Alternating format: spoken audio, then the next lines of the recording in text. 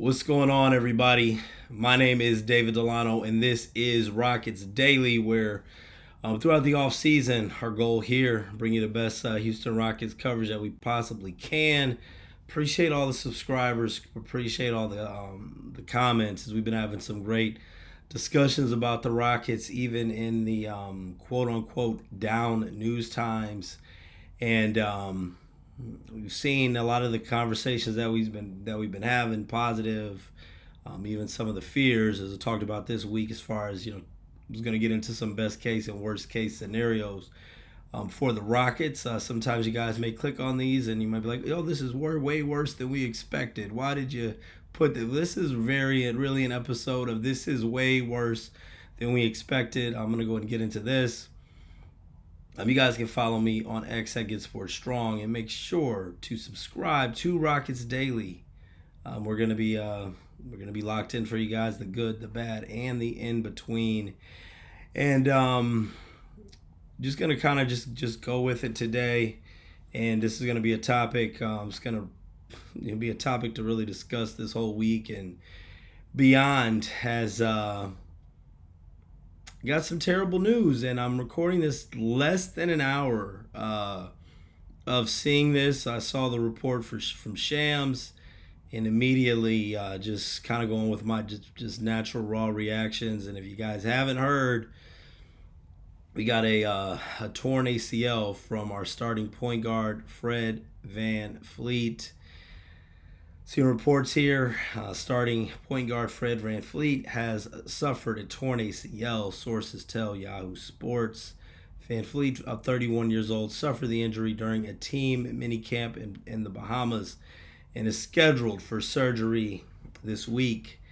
And for those of you guys chiming in who haven't been chiming in, for those of you guys who've been chiming in every day, some of the topics, and I understand we've got 74 episodes now, and I don't know how many people have heard all of them, so sometimes there's topics I don't want to regurgitate. But one thing that we have talked about a lot, and you guys have commented on a lot, has been the point guard position. If you've watched this, you know that this has been a concern of mine. With Fred, a lot of times last season, I was wondering if this was going to be Fred's last season with the Rockets. He missed some games. We saw his efficiency drop a little bit, but he came through in the playoffs. Despite losing the series to the Warriors, Fred came and played. And with the addition to this roster, led by Kevin Durant and all these other pieces, we've been talking about this can open things up for Fred. But one thing that we've been talking about a lot during the Summer League, and just a hot topic throughout the NBA, has been Reed Sheppard. Some of you guys believe in him, some don't. I've kind of talked about with Reed Sheppard that I think Reed can be a nice player, but some of the people that we've, Peyton Pritchard and some of the different guys that we've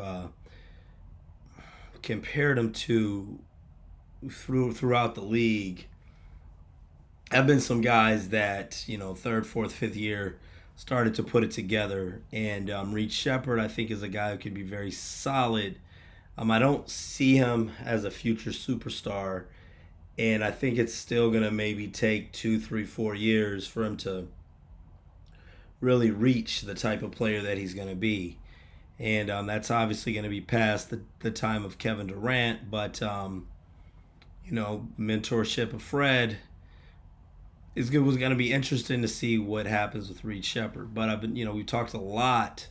Man, we've mentioned so many different guards, from Malik Beasley to Russell Westbrook to Seth Curry.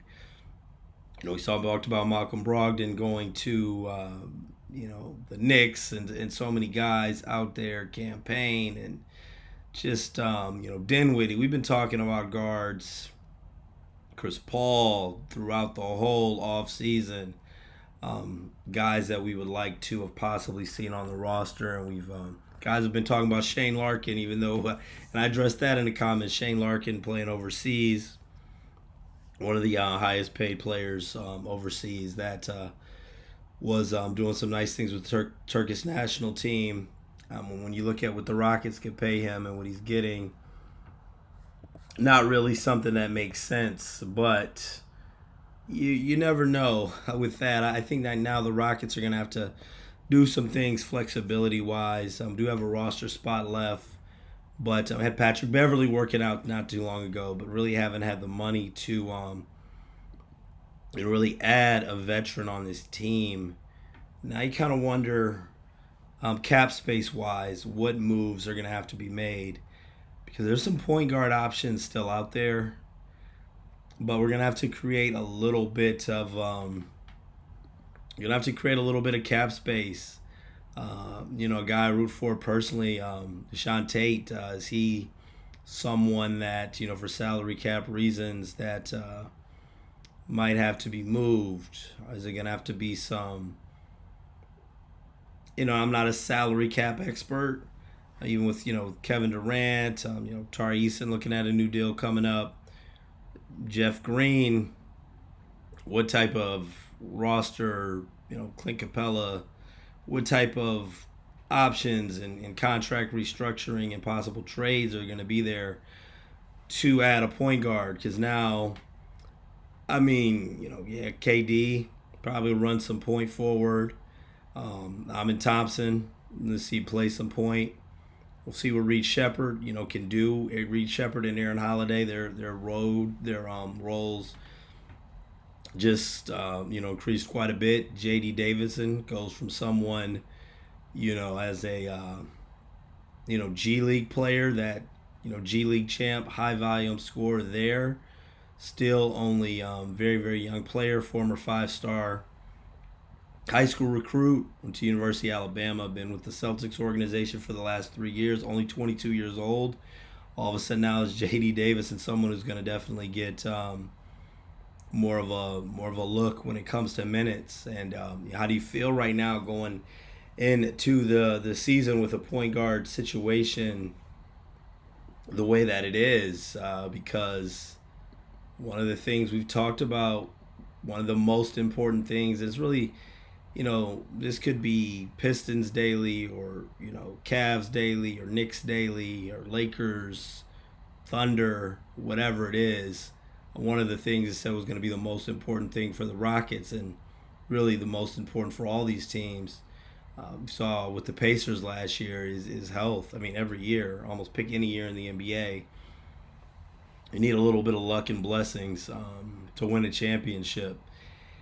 And Fred VanVleet, we'll see, as far as getting, the status. But, hearing news like this, I think depending on him for this season is probably not something you can really do. You wonder, as far as, I did see an article posted up, they got that up very quickly, talking about the betting lines haven't changed. They will. Trust me, they will. And by the time a lot of you guys are watching this, they probably will, because that article I saw was probably posted within 20 minutes of the news dropping. Odds makers are going to see where to adjust with the over-under win total. I told you guys earlier, and I didn't think that, I don't really care about the win total, care about a championship, that I thought that just due to the usage of some guys and things, that I thought that the Rockets would be under 56.5 wins this year during the regular season. And we'll see how that adjusts. But as far as what changes here, as far as, the patience with Reed Shepherd, we got some meaningful games right away, man. I think at Oklahoma City, Reed's got to get thrown into the fire right away, man. Sink or swim. See what he's got. We'll see how the odds makers change things on this roster, and change things on the odds as far as the Rockets' playoff potential. And obviously Reed Shepherd, he's going to continue to be a topic. We're going to see. We could talk about this all day, but we're going to see what type of improvements he's gotten. And as far as when it comes to those minutes, he's going to get more. Jalen Green is not the player Kevin Durant is, but Jalen Green handled did a lot of the ball handling duties. Kevin Durant's obviously going to do that too. We'll see if this is just, and then when it comes to one thing, what reason Reed Shepard's going to be so crucial though and key. I mean, coming right off at the beginning of the season with Kevin Durant's usage, when you talk about getting up there in age, and with health being so important, you don't want to really have KD doing too much right away. Excuse me, man. Rough day for the Rockets. Rough day for my allergies. A lot of rough things in H Town, but definitely want to keep Kevin Durant not doing too much right away, and he's easing in. So we're gonna see Reed Shepard, Aaron Holiday, and Thompson. I mean, it's always next man up mentality.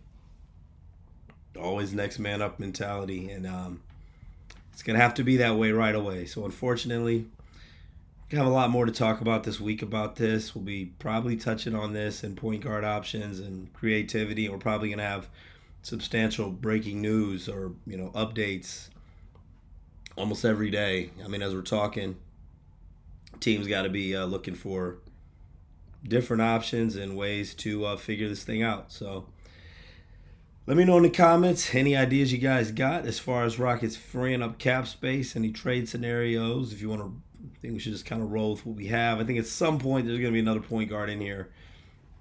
It's just whether a matter of how much of a veteran it is, younger guy. If we bring in another guy like JD Davidson, or we bring in a veteran guy, more of a big name, more of a guy like Russell Westbrook or something, or a Curry. We'll see. It's been Rockets Daily, brought to you by Fan Arch. I will see you guys tomorrow. Thanks so much for watching. Make sure you subscribe, and if you haven't subscribed, if you don't know if you subscribe, make sure you check. And if you haven't subscribed, go ahead and do that. Thanks so much for watching. Be safe out there.